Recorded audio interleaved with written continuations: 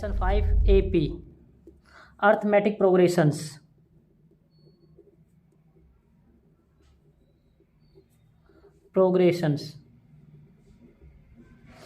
Arithmetic progressions का मतलब होता है समान अंतर श्रेणी, समान अंतर जिनमें बराबर अंतर हो, यानी कि अंतर बराबर हो, यानी कि ए से मतलब ए और पी से प्रोग्रेशंस, ए मतलब अर्थमेटिक और पी से प्रोग्रेशंस, समान अंतर यानी कि समान अंतर, समांतर श्रेणी, श्रेणी जिसमें अंतर बराबर हो, यानी कि जैसे कि आगे एग्जाम्पल ले लेते हैं हम। Example 1 2 3 4 5 dash dash dash dash, इनमें बराबर अंतर आ रहा है 1 1 1 का, यानी कि AP है। अगर मान लो कोई भी अगर जिसमें अंतर बराबर ना है तो वो नॉट AP, यानी कि वो AP नहीं होगी। जैसे कि मान लो कोई भी एग्जाम्पल ले लेते हैं हम 1 2 4 3 या 7 या 8 या फिर 9 या फिर 11। अब देखो क्या इनमें सब में बराबर अंतर आ रहा है? नहीं, इसमें एक का अंतर आ रहा है, इसमें 2 का अंतर आ रहा है। तो जिसमें एक में भी बराबर अंतर नहीं आया तो नॉट AP, यानी कि वो अर्थमेटिक प्रोग्रेशंस नहीं है। AP बना के दिखा रहे हैं, जैसे कि मान लो AP का मतलब हो गया समान अंतर है। अब यानी कि AP का मतलब वो बता रहा है कि अंतर है, यानी कि अंतर बराबर है। यानी कि जैसे कि मान लो हम 1 2 3 4 5, फिर हम दोबारा से लिखे तो पहले वाले को A1, दूसरे वाले को A2 A3 A4 A5, इस तरह से A6 A7 डैश डैश चलते जा रहे हैं। यानी कि नंबर वाला फर्स्ट, यानी कि हम A को नाम देते हैं पद, यानी कि टर्म, यानी कि पहला पद, यानी कि 1 लगाऊं तो फर्स्ट टर्म, यानी कि A1 is the first term, A2 लगाऊं तो सेकंड टर्म, A3 लगाऊं तो थर्ड टर्म,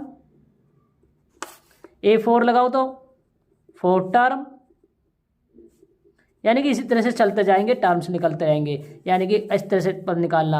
अब हम मेन इंपॉर्टेंट होता है हमारा A और D का निकालना, यानी कि A और D होने चाहिए इस चैप्टर में। A और D का होना जरूरी है, यानी कि इन दोनों के बिना क्वेश्चन सॉल्व नहीं होगा। जैसे कि रेक्टेंगल में लेंथ और ब्रेड्थ के सवाल सॉल्व नहीं होता, इसी तरह AP में A और D के बिना क्वेश्चन सॉल्व नहीं होगा। इसलिए हमें A और D निकालना जरूरी होता है। A मीन्स पहला पद, यानी कि पहला पद होना चाहिए। D means common difference, the common difference होना चाहिए, जो डिफरेंस आता है, यानी कॉमन डिफरेंस। जैसे कि सब में अंतर एक का है, यानी कि कॉमन डिफरेंस है हमारा। पहले फार्मूलेज लिख लेते हैं। जैसे कि मान लो फर्स्ट A1 का मतलब फर्स्ट टर्म,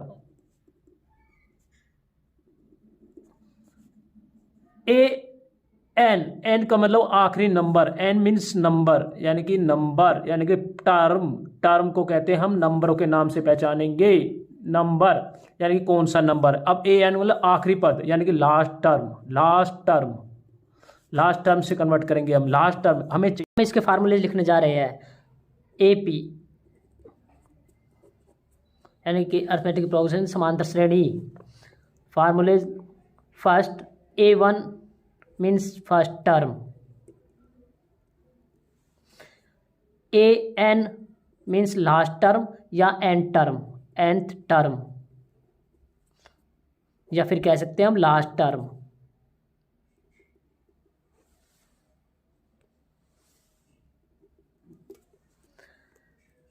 अब इसी तरह से अगर हमें कोई भी पद निकालना है, जैसे A2, तो हम इसका डिफरेंस निकालना, डिफरेंस का मतलब है डिफरेंस निकालना, यानी कि हम डिफरेंस कह सकते हैं D is the most important, D is the difference, is the common difference.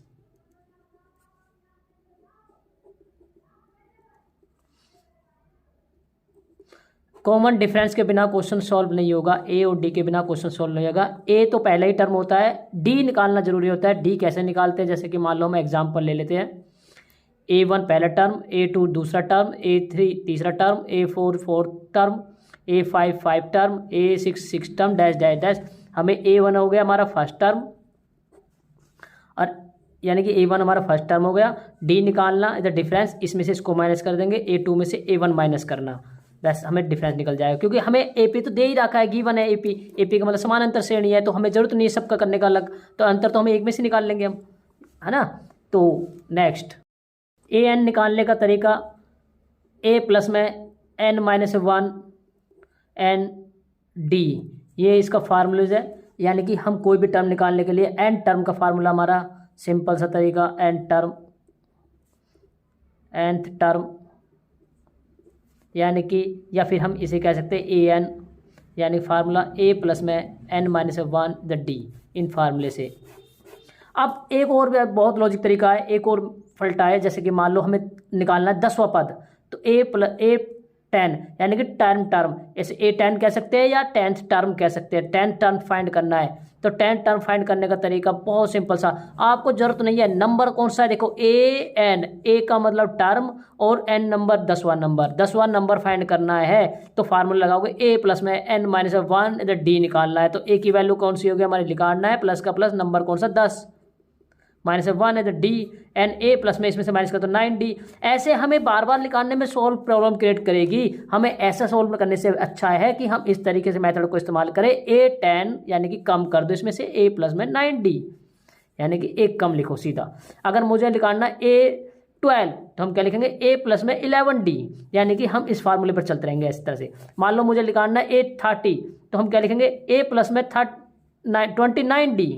इसी तरह से अब अगर निकालना है हमें a प्लस में 40 या कुछ भी कोई भी पद निकालना हो, यानी कि 16, तो हम निकालेंगे a प्लस में 15d, यानी कि एक कम कर दो, यानी कि d के साथ, बस आपका सॉल्व हो जाएगा। मान लो मुझे निकालना है a 12 तो a प्लस में 11d।